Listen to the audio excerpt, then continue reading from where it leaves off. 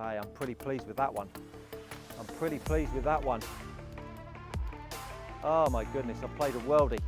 First, welcome to the Saving Par series, and I want to really get out on the golf course this summer and really show you how to save par and save those vital shots around the green. Now, so often when we're talking about golf shots and how we save par, it is crucial that we understand what the good golfer is looking at when he assesses a shot. And I think this is something that really needs to be engaged with as a golfer. One of the funniest things that I find when I go out and play in pro-ams is that I'll play a shot around the green and I'll think, oh, that was a good shot, and nobody says anything. I can be in a 9 out of 10 difficulty shot, hit it to 6 feet, and that was a really good shot, but nobody comments. Then I go play a really easy chip shot, hit it to a foot, and everybody says great shot. And that to me really gives me a sense that golfers are not really understanding the difficulty of the shot that they are encountering. So we're here at the beautiful Gatton Manor Resort down in Dorking. I've hit it long on the second par 3. It's an uphill chip shot from below the green. We've got some decent undulation right to left. Now, what are the hurdles and the obstacles about this chip shot? The first thing that catches my mind is this drop off over here.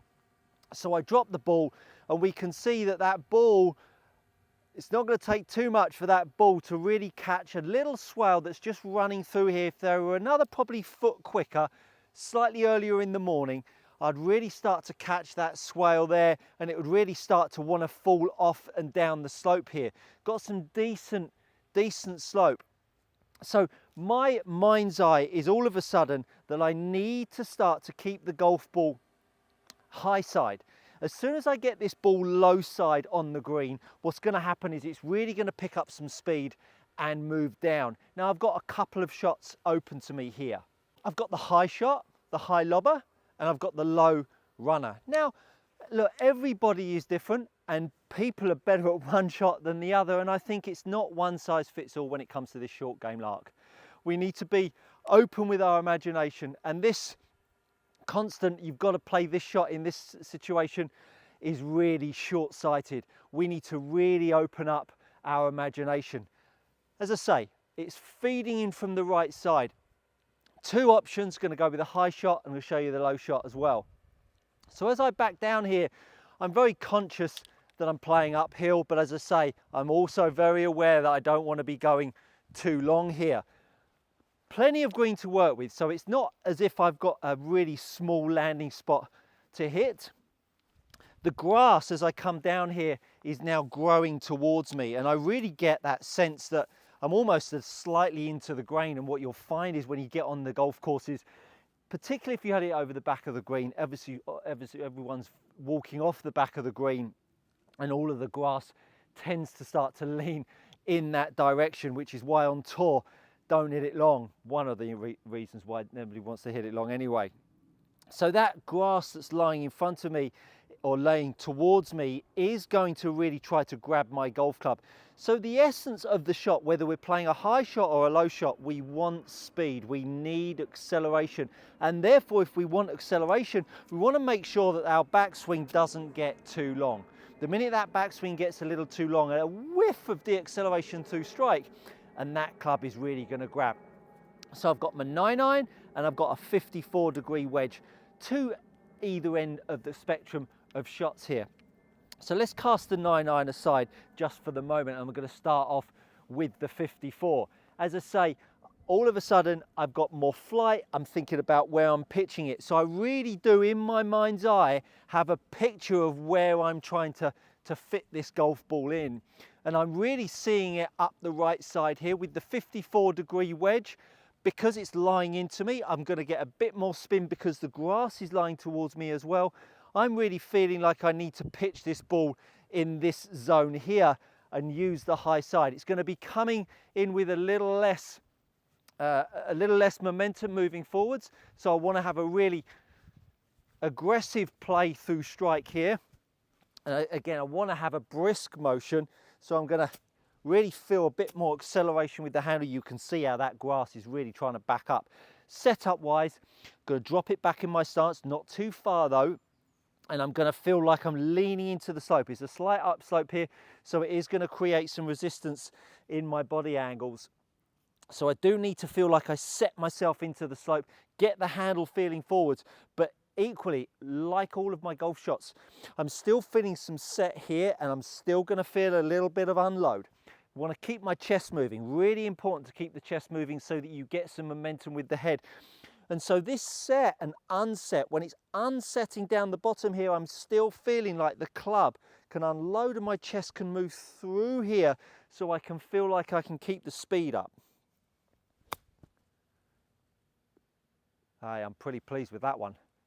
I'm pretty pleased with that one. Oh my goodness, I played a worldie. First shot, first take.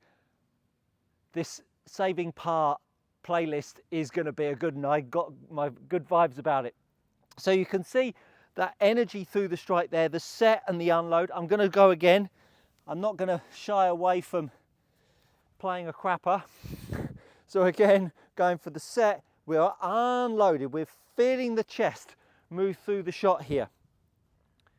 Let's see if we can play the same again. Little bit harder there, little bit too much energy on the ball. All of a sudden it shot out there. Maybe shouldn't have played a second one, but a bit more energy on the golf ball, didn't come out quite as dead. And that's the thing with playing out the rough. You do get this moment where the ball has lots of speed and then no speed. Fortunately, I'm going to dine out on the first one. So let's put the 54 degree down and let's get the 9-iron out. Going to create the same shot. And it's so easy for people to go, well, look, you just got one shot here. We want a high loft or low runner. You can play any shot at any time. You can always go high, you always go low. The law of averages does change to modicum, but the reality is if you play either shot well, outcome's going to be good. So got the 9-iron, playing it in exactly the same manner, but all of a sudden the energy is down. And now all of a sudden what my picture is in my mind is that I'm now going to have to accommodate more of the slope. The ball's going to be on the ground for longer. So therefore I want to start to feed it in a little bit higher here and really see that as a nice long putt here. Crikey, that first one was a goodie. Why did I play a second one? Look like a spanner playing the second one, don't I? Anyway, there we go. That's life. So we're going to get that 9-iron. And do you know what? I'm just going to slightly open the face, just a fraction. Same feels, ball back, handle forwards, leaning to the slopes, get that set and unload.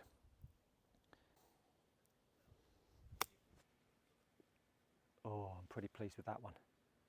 Oh, I'm pretty pleased with that one. You can see, look how it's just going to catch that edge, and she's off down the slope. She's off down the slope. So you can see that hitting it up on the high side is certainly important for this chip shot. That's maybe a touch too cautious.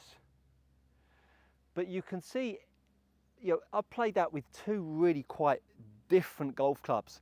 Played it with the 9-iron and I've played it with the 54.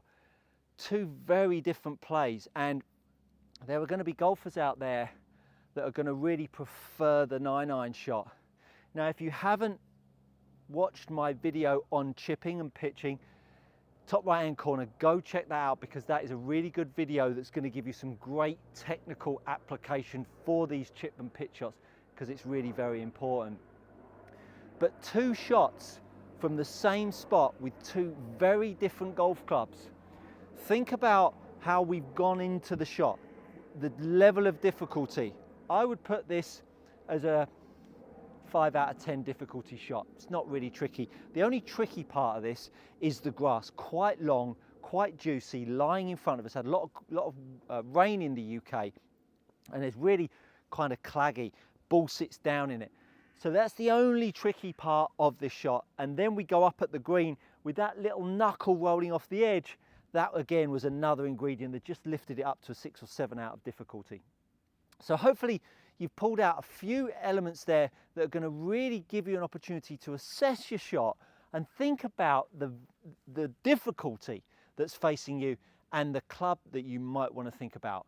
9-iron, 54, fits the shot. If you've enjoyed that, do give it a like and a share. Thank you so much for watching. Subscribe while you're here if you fancy it, if you enjoy it. But above all, you know that's good coaching.